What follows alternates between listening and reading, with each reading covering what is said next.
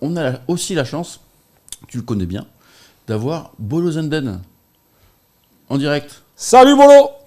Salut les gars. La mif. Il est là la mif. Bon, comment ça va Bolo?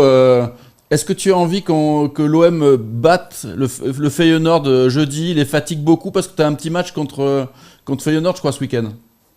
C'est vrai, nous on joue le dimanche contre le Feyenoord et j'aimerais bien que l'OM allait fatiguer un peu le Feyenoord. Ça veut dire peut-être avec une prolongation et après que Marseille gagne sur des tirs au but et qu'ils arrivent très tard dans leur lit et qu'ils ont très fatigué le dimanche. Mais pour être honnête, je sais que c'est sûr que c'est pas évident de jouer en Ligue européenne et après de se concentrer de nouveau le week-end parce que je sais que c'est toujours très compliqué.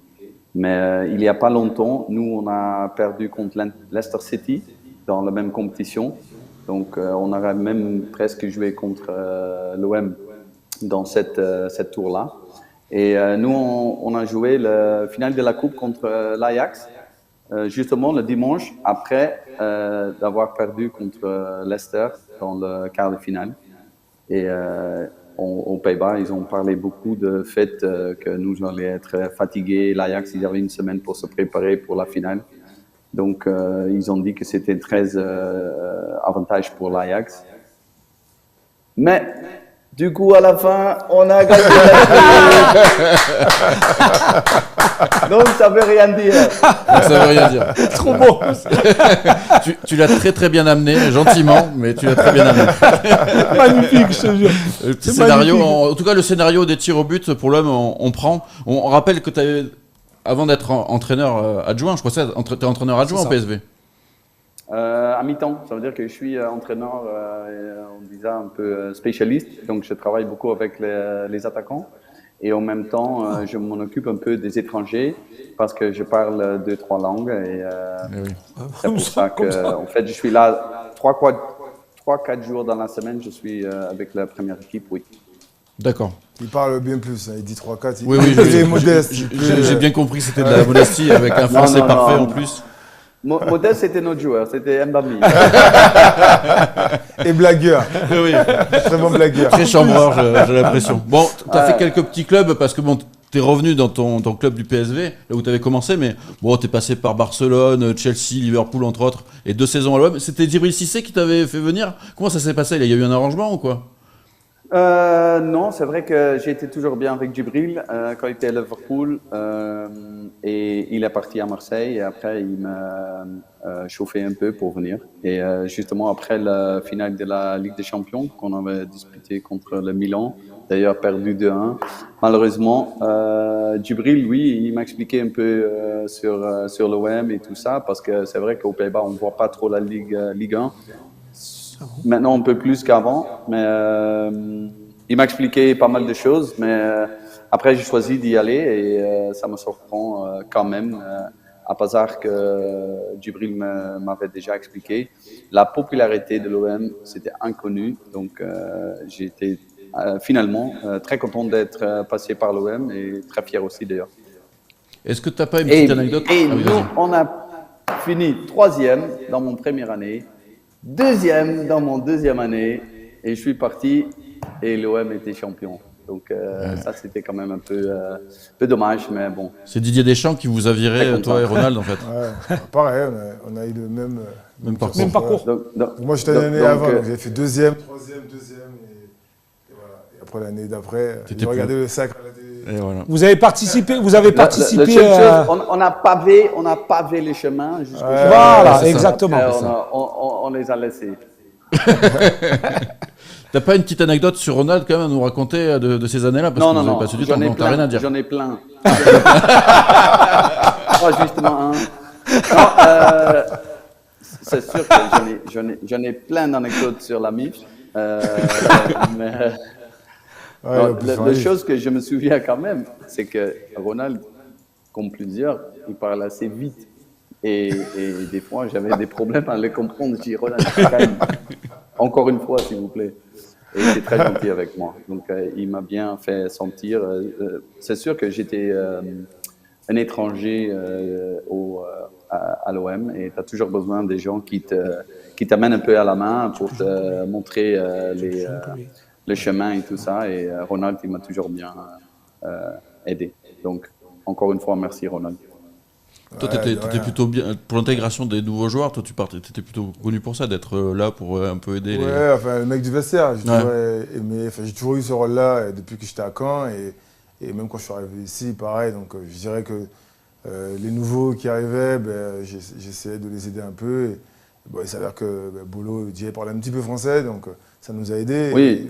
Et c'était mon voisin aussi. Ronald, tu m'as appris à apprendre de parler verlan. Parce que j'étais à la table, je ne comprenais rien du tout. Qu'est-ce qu'ils disent tout le temps, frérot, des choses comme ça. Et oui, mais bon, qu'est-ce que... Je dis, c'est quoi ça? Qu'est-ce que tu voulais qu'on t'apprenne d'autre? Tu parlais déjà 17 langues, le mec. On pourrait t'apprendre d'autres. Mais le marseillais, je ne connaissais pas, donc le verlan. Bon, voilà. C'est un peu mieux. Le verlan des tribunes. Pour enrichir un peu le vocabulaire. Vite fait comprendre que ce n'était pas un rond-point, mais un rond-point.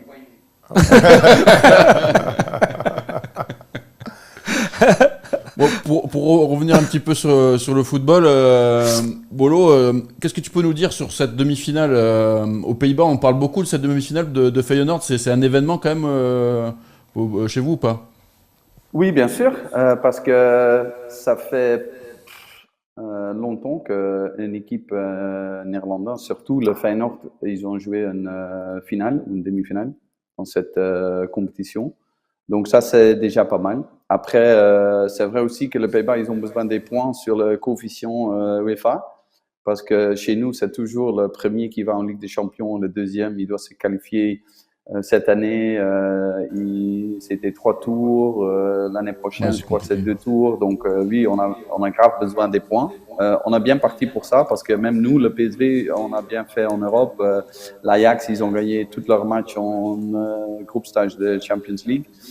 Donc ça, c'est premier. Deuxième, c'est sûr qu'il parle beaucoup de cette rencontre, parce que le premier, c'était déjà assez spectaculaire avec cet résultat. Après, je crois que peut-être, si je regarde un peu le match, peut-être l'OM, ils étaient un peu surpris, ou peut-être ils prenaient le match un peu trop facile. C'est pour ça que finalement, ils sont bien battus pour revenir au score. Mais le truc qui se parle beaucoup, en fait, c'est que le Marseille et le Feyenoord, ils ont deux équipes avec une même histoire, avec même... comment dire ça? Il y a beaucoup de choses qui se ressemblent. Ça veut dire que c'est la ville, c'est pareil. La ville, il y a un port. Les deux équipes sont les premiers d'avoir gagné le Coupe d'Europe dans l'histoire. Il y a des supporters très passionnés. Il y a pas mal de problèmes avec les supporters quand ils se déplacent. Donc, il y a pas mal de choses que chaque fois, il y a beaucoup de ressemblements entre les équipes. Donc oui, ça se parle beaucoup. Et oui, ça va être très chaud. Et moi, j'espère que le Mistral, il se met au maximum le jeudi. Et que finalement, oui, l'OM, il va passer dans ce tour éliminatoire. Et ils vont jouer la finale. On espère aussi. Juste un petit message pour ceux qui nous regardent. C'est une petite question à poser à Bolo. On en prendra une ou deux là, juste avant qu'il nous laisse. Donc mettez question Bolo 2 points et Ryan va regarder ça. Bolo, ce match-là, il est important. On le disait, toi, tu vas affronter avec le PSV Feyenoord le week-end prochain. Le week-end dernier, vous êtes imposé, mais eux aussi se sont imposés contre un club qui était classé 14e, je crois. Est-ce que tu as vu le match du Feyenoord? Comment ils sont? Tu les sens comment, toi, avant ce match retour? Je crois que le match qu'ils ont fait, c'était pas génial. Je crois que dans leur tête, ils étaient bien fixés sur le match contre l'OM. Je crois qu'on va voir les mêmes joueurs, entre guillemets. Ça veut dire que il n'y a pas beaucoup de changements au niveau de joueurs, ou non plus au niveau de style de jeu. Ça va toujours avoir un côté gauche avec Malacia, Sinistera, avec beaucoup de vitesse. Après, tu as Coxu de le milieu qui aime bien donner des passes vers l'avant. Nelson qui m'a surpris avec son action sur le côté droit. Et après, Dessers, c'est le mec qui, avec son vitesse, il peut toujours poser des problèmes. Et lui, c'est le mec qui a marqué le plus de buts dans cette compétition. Donc, il a fait son nom. Et après ça, il n'y a pas plus de goût. Donc, je crois pas qu'il y a une grande surprise pour l'OM cette jeudi. Et je crois que l'OM, il peut seulement faire mieux ce qu'ils ont fait parce que même dans ce match, je me souviens, il a pas mal d'occasions, un contre un avec le gardien de Feyenoord, Marciano, il a fait un match excellent. Et je crois que à mon avis, l'OM, ils pouvaient jouer beaucoup mieux ce qu'ils ont fait. Et peut-être que Feyenoord, ils ont montré, c'est le mieux qu'ils peuvent faire. Donc, Feyenoord, ils ont vraiment obligé de faire la même type de match.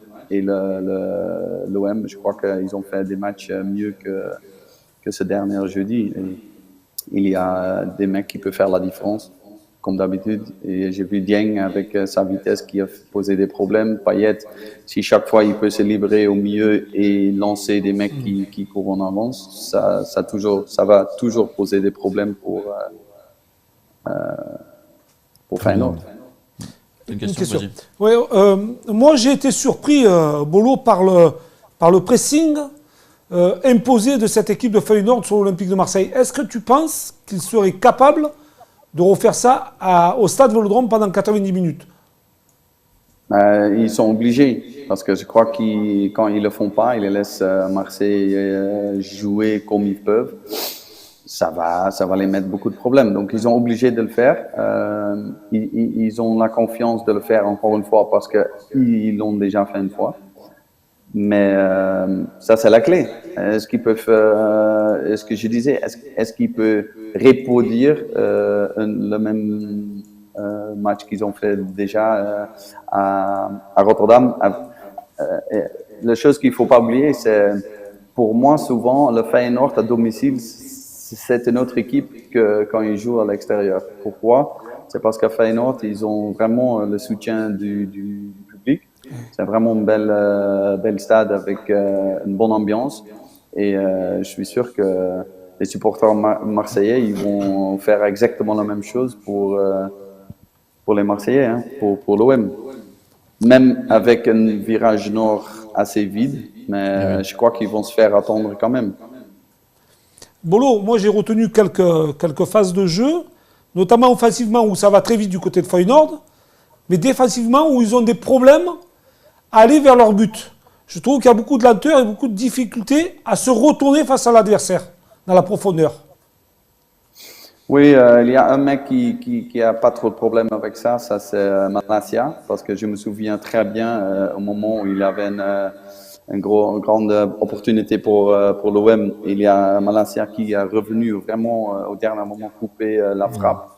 Donc lui, il a vraiment la vitesse, mais de l'autre côté, il y a Gertruda et même dans l'axe, avec Zenesi et Trauner, ça peut leur poser plus de problèmes. Donc oui, à mon avis, l'arme qui peut utiliser l'OM, c'est de vraiment courir dans le dos de défenseurs et se faire lancer par Payet. Et je crois que le Feyenoord, ils vont tout essayer de freiner en fait comment on dit ça, la distribution. La première relance. Oui. Les passes de Payet. Après c'est vrai que bon, tout ce qui s'est dit, j'ai retrouvé pareil au match aller. Effectivement, beaucoup d'intensité, surpris par cette intensité, cette ambiance même en règle générale dans le stade. Pressing long. Et je pense qu'ils ont été aussi portés par leur public dans ce sens. Le fait de marquer aussi rapidement a mis aussi cette équipe en confiance et dans cette bonne dynamique. Maintenant, sachant qu'ils mènent aussi 3-2, je ne les vois vraiment pas venir faire un pressing comme ça. Moi, en perso, comme ils ont pu faire, au contraire, peut-être plus faire un peu comme hier a pu faire Lyon, tous les coups qu'ils auront en contre, par contre les faire à fond. Dans le dos, mais en plus bas. Lyon, hier, clairement, leur coach, ce qu'il a dit, nous, on s'est servi vraiment de ce qu'on a vu et de jouer dans leur dos et voilà, de mettre beaucoup d'intensité dans le dos de la défense olympienne. Donc je pense, moi, que Feyenoord, sachant qu'ils gagnent pour l'instant, ils ont un but d'avance. Et je les vois mal venir presser comme des fous, parce que sinon, c'est aussi donner l'opportunité à l'OM qui, offensivement, avec Dimitri, comme tu as dit, il peut distiller, tu vois. On a de la vitesse avec Under. Et devant, avec Dieng qui va à 2000, et qui est en ce moment plus ou moins en confiance, je ne les vois pas faire ça, quoi. Qu'est-ce que tu en penses, toi, Bolo, par rapport à ça? Est-ce qu'ils peuvent faire je comprends que le résultat a une certaine influence sur le match. Mais c'est sûr aussi que pendant un match, il y a l'histoire du résultat. Donc, tu as tout à fait raison. Si l'OM il marque assez vite le 1-0, après, le Feyenoord, ils sont obligés de faire de nouveau quelque chose de différent peut-être. Mais si Feyenoord, non, même au premier match, je me souviens qu'à Marseille, ils avaient vraiment deux bonnes occasions, ils n'ont pas mis et du coup, le ballon il est dans le filet de l'autre côté. Donc c'est ça toujours pendant un match, des histoires qui peut faire qu'une équipe joue dans une certaine manière. Parce que même la troisième but qu'il a fait Feyenoord, c'était juste après la pause. C'est une erreur en plus. Donc ça aussi, c'est tout changé. Ouais, c'est une erreur individuelle. Par contre, avec des erreurs individuelles, tu ne peux jamais faire quelque chose. Hein. Est-ce que tu les sens, est-ce que toi, en connaissant Feyenoord bien, est-ce que tu les sens capables de pouvoir défendre pendant un long petit moment pour ne pas encaisser des buts? Ou alors c'est une équipe qui a dans ses gènes de tout le temps vouloir attaquer. D'après ce qu'on aurait compris, c'est une équipe qui cherche constamment à aller rouler sur l'adversaire, d'essayer de les écraser. Est-ce qu'ils sont capables de bien défendre pendant un moment en ayant un but d'avance? C'est certainement pas une équipe comme Atlético Madrid, par exemple. Une équipe qui défend pendant 80 minutes et du coup, avec quelques sorties, ils font la différence. Donc, c'est pas du tout leur style. Avec Arne Slot, le coach qui est arrivé depuis pas mal de périodes sans titre, sans avoir vraiment bien joué. Il a vraiment mis un style assez offensif avec le ballon et surtout aussi un certain pressing. Donc, je crois pas qu'ils vont être capables de se défendre pendant 90 minutes. Et je crois que ça va pas les aider dans leur jeu. C'est pas c'est pas des gènes des clubs hollandais, ils savent pas ça. Ils vont pas gérer. Attendre. Mais voilà, le danger, c'est que l'OM ne doit pas encaisser ce premier but. Quoi. Ça va être un peu l'enjeu du début de match. Ça va être intéressant. Ryan, est-ce qu'il y a des questions pour Bolo? Alors oui, j'ai des questions pour Bolo. Je vais prendre une première. Sam qui demande, Kofi qui demande à Bolo quel joueur il pouvait nous conseiller. Ouais, des petites pépites néerlandaises pour l'OM. Ah, mais tu vas pas nous vendre un joueur du PSV quand même, sinon tu vas te faire taper sur les doigts. Non, je vais dire que,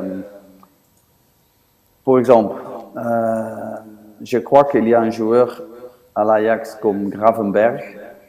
C'est assez jeune et je crois qu'il a un grand futur devant lui. Après, il y a aussi Timber comme défenseur à l'Ajax qui fait un très bon chemin. Au PSV, on a Cody Gakpo, très jeune joueur qui joue offensif sur le côté gauche avec son pied droit. Je crois qu'il va faire un prochain pas dans sa carrière. Et à Feyenoord, ça dure encore un peu, mais je crois que l'arrière-gauche, Malacia, c'est l'arrière-gauche pour le futur. C'est bien l'arrière-gauche. Il nous en faudrait un d'ailleurs. Parce qu'on a de gros problèmes sur le côté gauche. Ouais, Taiwo, il est plus là ou quoi? C'est ça, Taiwo, il est plus là. Taiwo, on l'a comme toi de temps en temps par visio, mais il est en Finlande, Taiwo. Il joue en Finlande. Il joue encore, hein? Ah oui? Ouais, il aime le froid ou quoi? Ah ben oui, il est en Norvège, il est allé en Finlande. Écoute, il fait de la cryothérapie.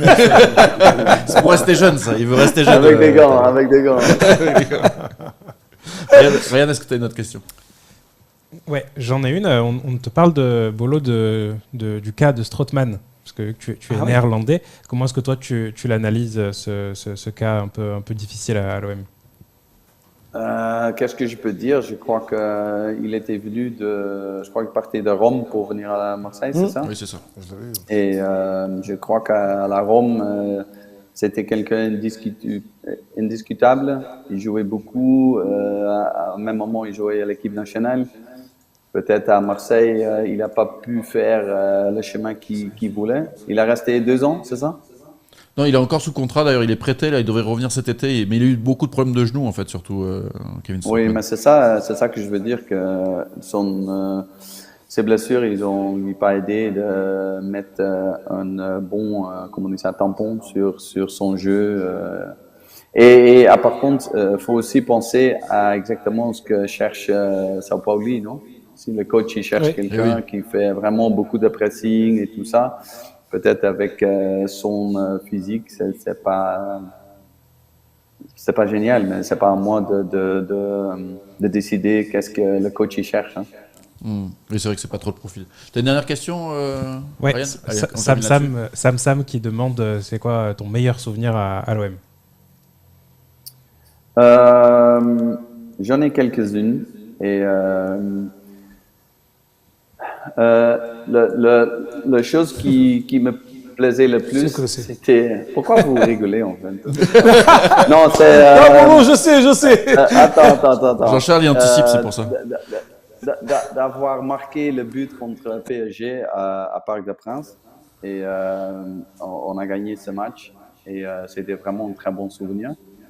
La chose qui était un peu une page noire entre guillemets, c'est quand on se déplaçait, c'était au Havre et on a perdu. C'était un grave accident de supporter et j'ai pu marquer dans ce match et en fait, comme toute l'équipe, on a allé sur le côté pour entre guillemets fêter le but et aussi penser aux supporters qu'on avait perdu ce jour-là. Donc ça aussi. Et après, certainement que j'aime bien, c'était mon passage pour l'OM en général, parce que vraiment de sentir la chaleur des supporters, parce que je sais quand ça va pas, ils sont là pour t'expliquer, mais en même temps quand ça va bien, ils sont là aussi pour te faire sentir qu'ils sont là pour l'équipe. Donc oui, c'est un peu les deux choses que je prends de mon passage. Et tu as gardé un peu des maillots de ce passage, non? Il me semble. Non, pas du tout. J'en ai une, on va voir. Est-ce que ça se voit bien? Ouais, très bien. Ligue 1, ok. C'est comme chaque année presque, Ligue 1. On a d'autres couleurs. Ouais, le damier, on s'en souvient. Mais ça reste pareil. Numéro je 10. peux me lever? Mais attends. Oui. Je peux me lever. Qu'est-ce que tu veux? Ah, oui. Ronald, tu te souviens qu'on a battu l'Ajax Amsterdam en Coupe UEFA? Ça fait toujours du bien. Et je me souviens aussi que à Marseille, ils me font sentir très bien parce que il y a un moment, on a joué en orange. Eh oui, c'est vrai. En Ligue des Champions. Et oui. t'as la même. Ah oui. Moi, j'ai pas joué avec toi, mais lui, oui. Alors, très bien. Avec le phénoménal Mandanda. D'ailleurs, il y a une autre anecdote qu'on peut dire. Je crois qu'Eric Gerrits était arrivé juste avant qu'on allait jouer contre le Liverpool en Ligue des Champions. Oui, avec le but de Mathieu. La chose qui était à l'époque, peut-être aujourd'hui les joueurs ne le font plus, mais quand tu es nouveau à l'équipe, tu es obligé de chanter une chanson. Et nous avait dit, on a chambré un peu Gerrits, il dit ouais, t'es nouveau, faut que tu chantes et tout ça. Et il rigole, non, je chante pas. Donc du coup, il a dit ok les gars, moi je vais chanter une chanson si on gagne contre le Liverpool à Anfield, parce que c'était son premier match, je crois. Et on dit mais non, c'est pas possible. Bon, et du coup, on gagne 1-0. Et d'ailleurs, oui, c'était le but de Mathieu et Valbuena. Et oui, ce soir-là, il a chanté une chanson. C'était horrible, mais c'était rigolo.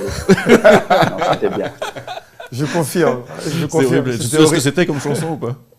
Une chanson? Non, même pas. Alors moi, je me souviens parce que c'était une chanson. Il a fait un hollandais, oui.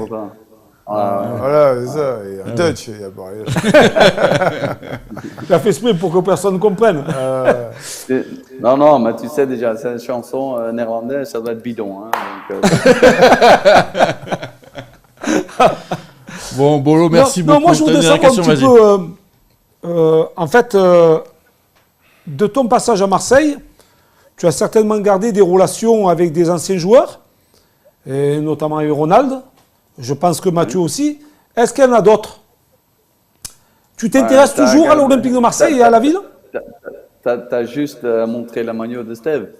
Donc oui, de temps en temps, j'ai des contacts avec Steve. Et d'ailleurs, c'est le seul dinosaure qui est toujours dans cette équipe. Quand j'étais là, pour la reste, il n'y a plus rien. C'est vrai que je regarde toujours encore un peu les résultats. De temps en temps, je regarde des matchs. Je sais que là, ils ont malheureusement perdu le match contre Lyon.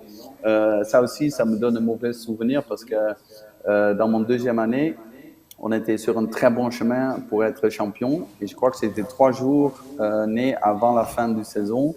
On a perdu contre Lyon à domicile. J'étais sur le banc, j'ai pas rentré sur le terrain. J'étais vraiment vénère. Parce qu'ils m'ont appris qu'il faut parler comme ça.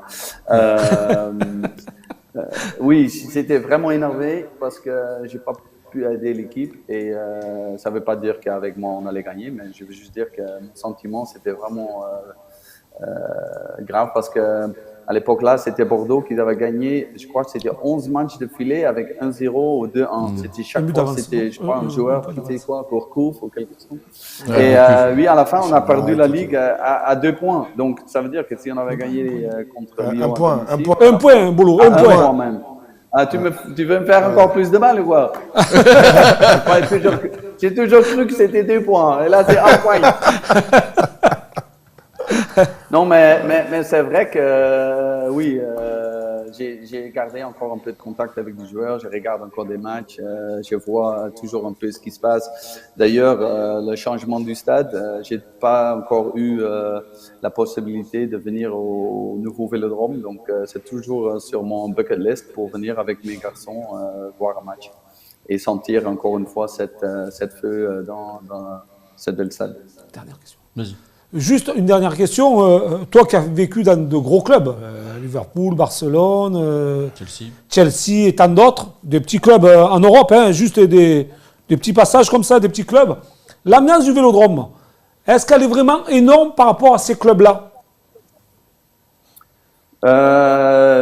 Oui. Je crois qu'aujourd'hui c'est encore mieux parce qu'il a un petit toit sur le stade, donc ça veut dire que le son il reste encore plus dans le stade.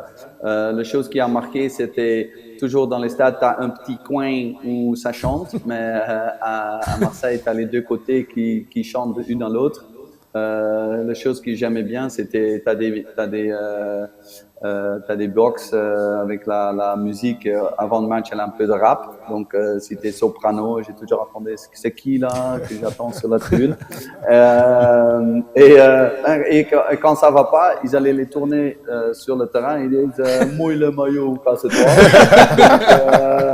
Ils chantaient allez les chèvres. Donc c'était le moment. On est obligé de bouger un peu plus. Mais, non, vraiment, cette ambiance était très spéciale. Et faut être honnête, par exemple, à Barcelone, c'était assez calme parce que, bon, si c'est pas 3-0 à la mi-temps, ils n'étaient pas très contents. Et 3-0 pour le Barça. Hein. Et je veux dire qu'à Liverpool, avec leur Never Walk Alone, ça donne vraiment des frissons. Des frissons. C'est vraiment très spécial parce que si là, ils sont là quand ça va bien et ils sont là quand ça va pas. Et tant que les mecs ils bossent, ils travaillent, tu as toujours le soutien du club. Donc pour moi aussi, le Liverpool, c'était quelque chose de très spécial pour avoir vécu ça. C'est énorme. une des souvenirs que j'ai avec le Liverpool, c'était en fait la demi-finale contre le Chelsea. Ailleurs, on avait perdu 1-0. Domicile, on gagne 1-0. On a des tirs au but et on passe au final. Donc, cette soirée-là, ça reste aussi toujours dans mes pensées, quoi. Donc, oui, à Marseille, c'est vrai que c'est chaud.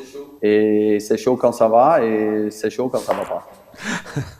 Bon, super. Merci beaucoup, Bolo, d'être venu. En tout cas, c'était un très bon moment avec toi. Ce petit esprit chambreur est vraiment très agréable. Et voilà, une prochaine fois, on espère dans le studio, peut-être, si tu viens au stade. Avec plaisir, en tout cas. Merci les gars. Donc j'ai pas mal de choses appris de mon professeur qui a Ronald Zubar. Par contre, Bolo, j'ai conservé une chose qui peut t'intéresser. La boîte à Paris Saint-Germain quand tu es tombé au trou là, avec ton copain Brandao qui est venu te rejoindre. Je l'ai conservé. Le jour où tu reviens, on te met dedans. Ah oui, c'est ça. Je sors. Cette fois, je sors. C'est la surprise. C'était la surprise. C'est le truc qu'on a accepté de rapatrier, de ramener de Paris pour ramener ici, parce que c'est orange. C'est orange. Ouais, c'est orange. C'est South Spinners qui l'ont. Bon, merci beaucoup, Bolo. Oui. C'est bien. Eh oui, c'est celui-ci. C'est celui-ci. Non, mais c'est vrai que je me suis monté là-dessus. J'étais vraiment dans le coin où tu avais les supporters marseillais et j'étais là-dessus et je sentais déjà, oulala, c'est un peu dangereux. Et il y a Brando qui est venu avec moi pour fêter avec son 95 points et poids lourd. Et ça c'était vraiment. Et voilà, le drame. Bon, merci beaucoup. À très bientôt en tout cas. Et bon match ce week-end. On espère vous les rendre un peu fatigués. J'espère bien. Je vous souhaite très bonne santé et un très bon match le jeudi. Et allez l'OM.